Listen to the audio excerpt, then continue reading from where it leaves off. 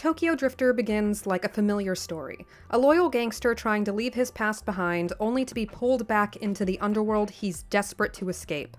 But in Seijun Suzuki's hands, what could have been a straightforward yakuza tale becomes a kaleidoscope of color, style, and surrealism that refuses to play by the rules of the yakuza genre. So, what is it about? Well, I guess it's about a guy who drifts around Japan. And no, not in a car. Okay, sometimes in a car. The film never specifies which district the action takes place in, but thankfully Tokyo has plenty of yakuza spots to choose from. In this video, we'll be visiting the most famous spot of all. This is Kabukicho, the main entertainment district of Shinjuku, with countless hostess bars, love hotels, shops, restaurants, and clubs, many of which are run by the yakuza. The possibilities for fun and a run-in with a bad crowd are seemingly endless. While we talk about Tokyo Drifter, I'm gonna try to catch a sexy yakuza guy. Don't worry, I have a plan. I'm going to fix him. The film runs entirely on visuals and vibes. There is less focus on the practicality or logic in the set design. Kurata's office looks like the ruins of Pompeii. Otsuka's office has a secret hiding place behind the bar and a fake elevator to make harebrained escapes or absurd little traps for his enemies. The main bar looks like a modern art exhibit.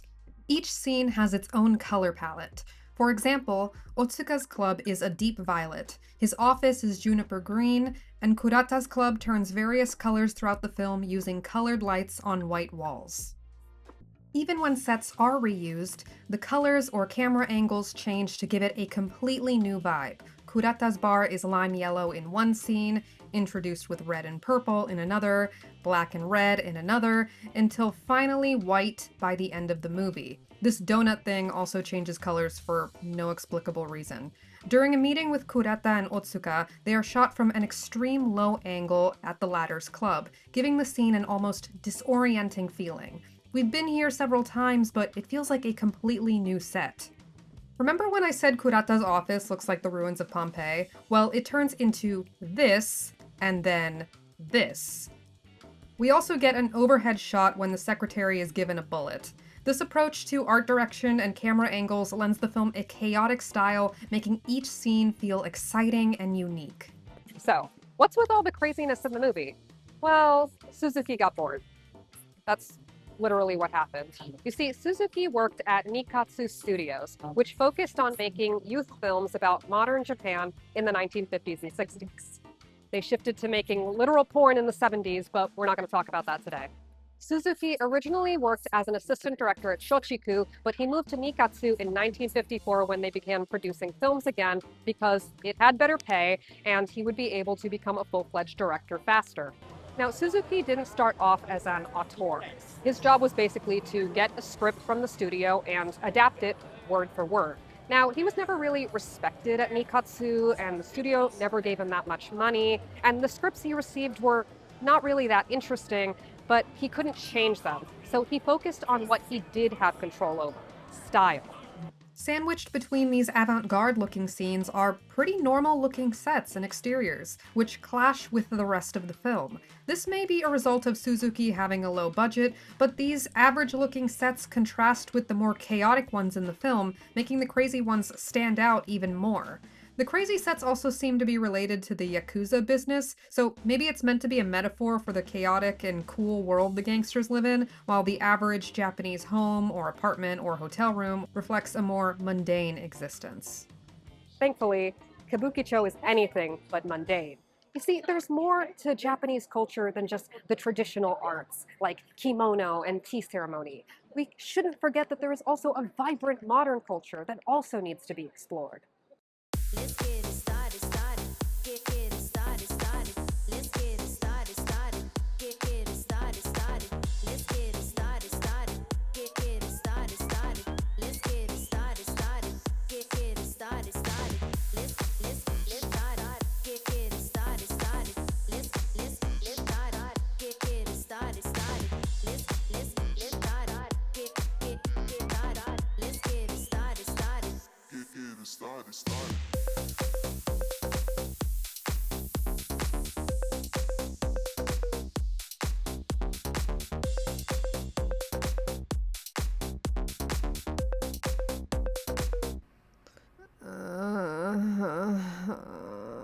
My head. Ugh. Don't worry, everyone. I found ramen.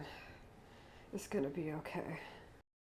While I try to recover with some 5 a.m. ramen, let's go over the plot. Look, I've seen this movie approximately 5 times and I still struggle to follow the story.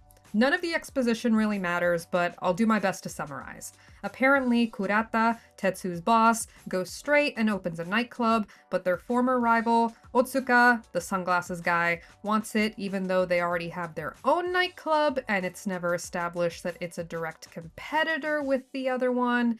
I think it's implied that there is some sort of grudge, but it's never explained. So they infiltrate Kurata's circle using his secretary who doesn't do any work but reads manga all day. Pretty chill job, I don't know why you gotta do your boss like that. She accidentally gets killed in a shootout between Kurata and Otsuka. Tetsu says he'll take the blame for the killing of the secretary to protect his boss. He then decides to skip town and become a drifter. Otsuka, worried that Tetsu will be arrested and blabbed to the police, sends his goon to kill him. There were like 4 other witnesses, but Tetsu is more important, I guess. I never get why they want this nightclub. Like, it's nice, but is it really worth committing murder over? Are there clubs even in the same part of town? They're in the biggest city in the world and you're telling me they can't find another building to put a club in and build cool booby traps and probably launder money in? So, I texted P-chan, and then my phone died. So, hopefully he's not dead, but I think he would want me to talk about meta cinema. The film continuously subverts our expectations by calling attention to genre tropes and continuously reminding us that we are, in fact, watching a movie. Suzuki, bored with the generic scripts he was tasked with adapting, dove himself into what he could control: production design, style, and color. Nikatsu decided which films were filmed in color or black and white. Suzuki was usually given black and white because it was cheaper, but when he was allowed to film in color, it was a real treat. In Tokyo Drifter, the colors are not just vibrant, but artificial. They're reminiscent of pop art and neon signs. Tetsu's signature blue suit also stands out because yakuza were usually depicted wearing black suits. It also falls into the trope of a character wearing a signature outfit. But don't worry, if you think Suzuki is gonna stick to the gimmick, you guessed wrong. He changes into a gray suit in the 3rd act and wears a white one for the big finale. Once again, Suzuki defies what audiences have come to expect from a yakuza film. There's a lot of teleporting. Characters appear and reappear across Japan. This creates both a cartoonish and comedic experience. Like, it's just funny how so many of the actions and set designs are just inexplicable. The movie refuses to develop its own internal logic. I think in most movies that's a problem, but I think it works here because Suzuki keeps everything moving. You don't have time to question why the giant donut is changing colors because a guy just got shot.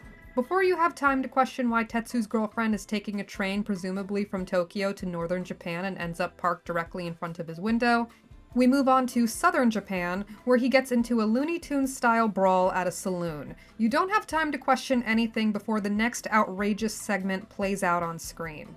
And of course, the theme song.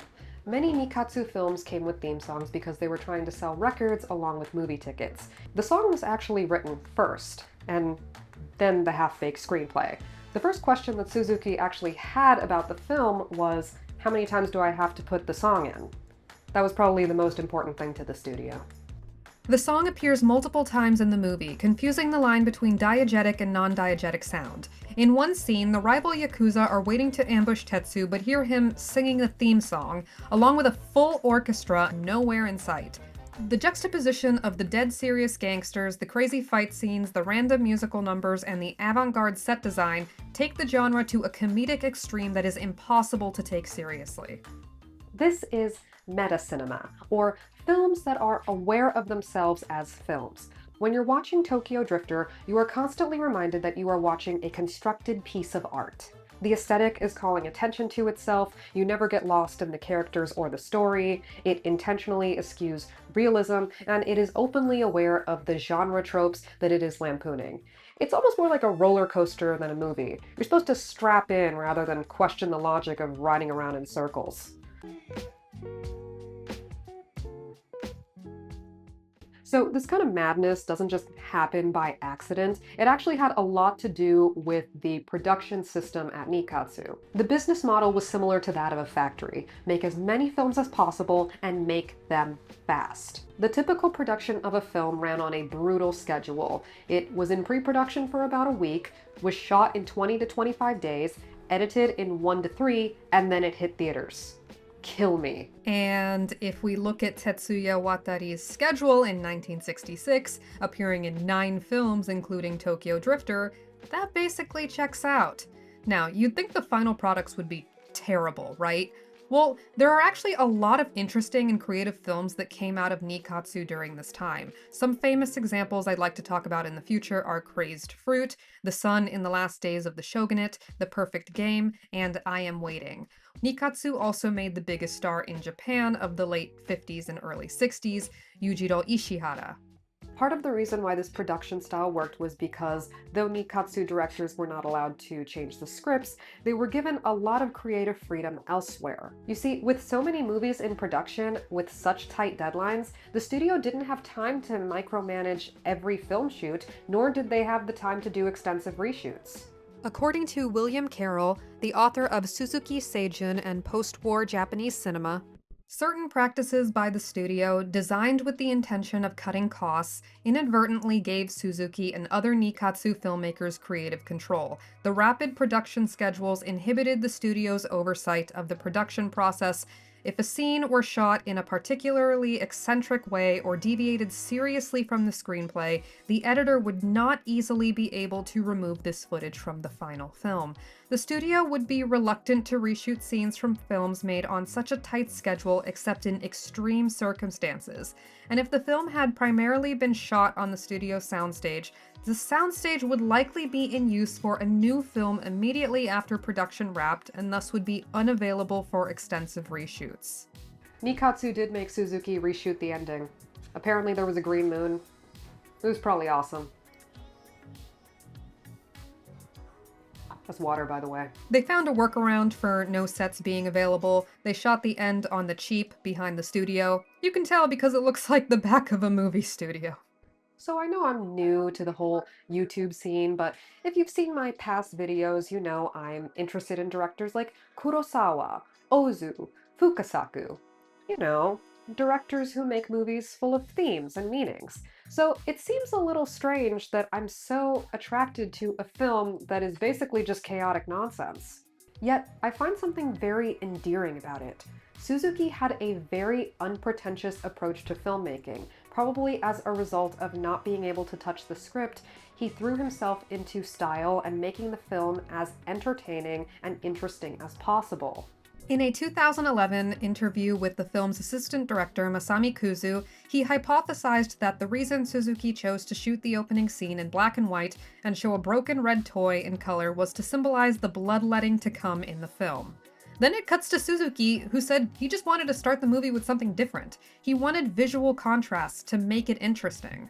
Suzuki's style has been interpreted in many different ways. Many suggest that it represents a dream, post-Olympics Tokyo, anti-capitalist sentiment, or the avant-garde. But every interview that I have seen of Suzuki suggests that he was just trying to make an entertaining film. That's not to say that you can't interpret Tokyo Drifter however you want, but I think that interpretation will end up saying more about you than it will about any intentionality on Suzuki's part.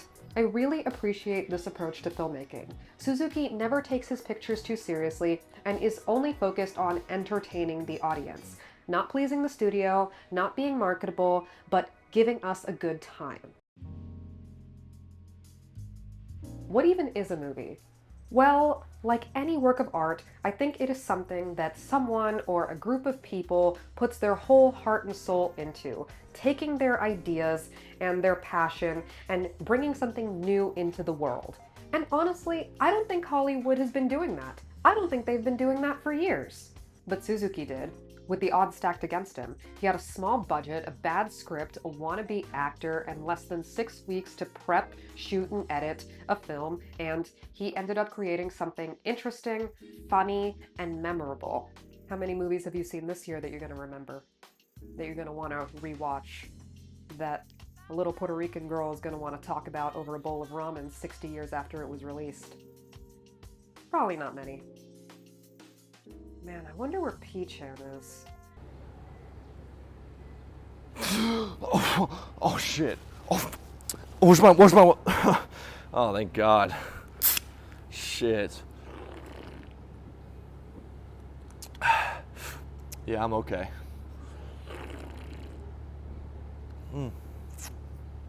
I'll be all right.